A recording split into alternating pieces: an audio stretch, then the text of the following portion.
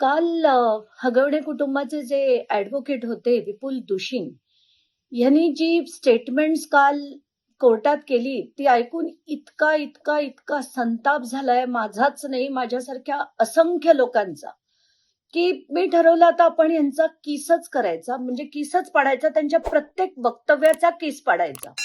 त्यांनी असं म्हटलंय की प्लास्टिकच्या छडीने मारहाण केली, याला हत्यारं म्हणायची का या प्लास्टिकच्या छडीला? तर विपुल दुशिंग साहेब याला काय म्हणायचं? त्याला दुसरं काय नाव हे हत्यार नाही का?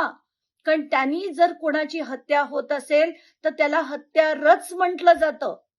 दुसरं म्हणाले की नवऱ्याने बायकोच्या कानाखाली मारणं म्हणजे छळ आहे का? विपुल दुशिंग साहेब, you are an officer of the court. तुम्ही असं असताना वाटेल ते जे बोललात, तुम्ही डोमेस्टिक व्हायलन्सचं समर्थन करताय का? डोमेस्टिक व्हायलन्सच्या विरुद्ध जे कायदे आलेत त्याची काही कारण आहेत. शाब्दिक सुद्धा जर असं कोणी म्हणालं तर त्याला सुद्धा डोमेस्टिक व्हायलन्स म्हटलं जातं. आणि कानाखाली मारणं म्हणजे नवऱ्याने जर कानाखाली मारलं तर त्याला छळ म्हणायचा का? हे तुमचं आर्ग्युमेंट, कोर्टातलं आर्ग्युमेंट.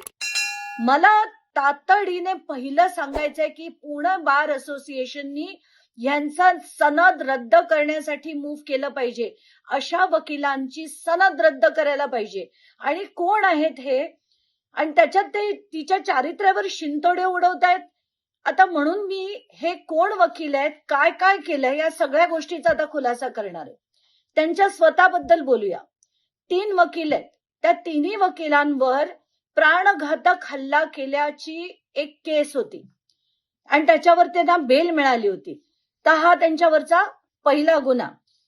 आता ते कोणाकोणाच्या केसेस लढतात त्याच्याकडे बघू. कारण मी माझं जे डोकं फिरलं होतं काल त्यांचं सगळं ते वक्तव्य ऐकून, मी म्हंटल आता लोकांपुढे जाऊ दे की हा विपुल दुशिंग कोण आहे. त्यांनी 39 मुलींच्या मॉलेस्टेशनची केस होती. 39 मुलींच्या मॉलेस्टेशनची केस एका झेडपीच्या शाळेतली होती, जी प्रिन्सिपलनी एका शिक्षकावर केली होती. त्याच्यासाठी लढणारे आणि त्याला पॉक्सोतून सोडवणारे हे महादिग्गज विपुल दुशिंग. आता यांनी काय केलं होतं की त्या टीचरच्या विरुद्ध फक्त आधी एक्सप्लेनेशन दिलं नाही अरेस्टचं, म्हणून त्यांना सोडवण्यात आलं. हे इतके विद्वान आपले विपुल दुशिंग. दुसरी केस, तुम्हाला राहुल शेट्टीचं ते गाजलेलं प्रकरण कदाचित आठवत असेल लोणावळ्यातलं. त्याच्यातले जे 9च्या 9 अक्युज्ड सोडवले गेले होते त्यांना सोडवणारे विपुल दुशिंग. तिसरं, पोर्शेची आत्ताची मागच्या वर्षीची घटना ज्याच्यात ब्लड सॅम्पल बदलली गेली, त्याच्यातले जे एक डॉक्टर होते त्यांच्यासाठी लढणारे विपुल दुशिंग. चौथी केस, गँगस्टर गजानन मारणे, आपल्याला आठवत असेल की ज्यांनी वरात काढली होती जेलच्या बाहेर आल्यानंतर, जसं काही लढाईत जिंकून आले होते ते, त्या गजानन मारणेची केस लढणारे विपुल दुशिंग. आणि या गजानन मारणेवर 6 FIR होत्या, त्यांच्यासाठी लढणारे विपुल दुशिंग. पाचवा, गँगस्टर संतोष शिंदे आणि प्रवीण कुंजीर, ही जी अप्पा लोंढे मर्डर केस होती त्या गँगस्टरसाठी लढणारे विपुल दुशिंग. आता हे विपुल दुशिंग येणार, वाटेल ते बोलणार. ती प्लास्टिकची छडी काय हत्यार आहे का? तिला नवऱ्याने थप्पड मारली म्हणजे डोमेस्टिक व्हायलन्स केला, तर त्याचं पण समर्थन करतायत का? मला माध्यमांना सांगायचंय, विपुल दुशिंगांच्या घरी जा, त्यांच्या पत्नींना विचारा की यांनी जे आता विधान केलंय ते तुम्हाला मान्य आहे का? आणि बार असोसिएशनला माझी कळकळीची विनंती आहे आणि महिला आयोगाला सुद्धा की हे वक्तव्य जे त्यांचं होतं डोमेस्टिक व्हायलन्सला समर्थन करणारं, याच्या बेसिसवर त्यांच्यावर सुमोटो ऍक्शन घ्या.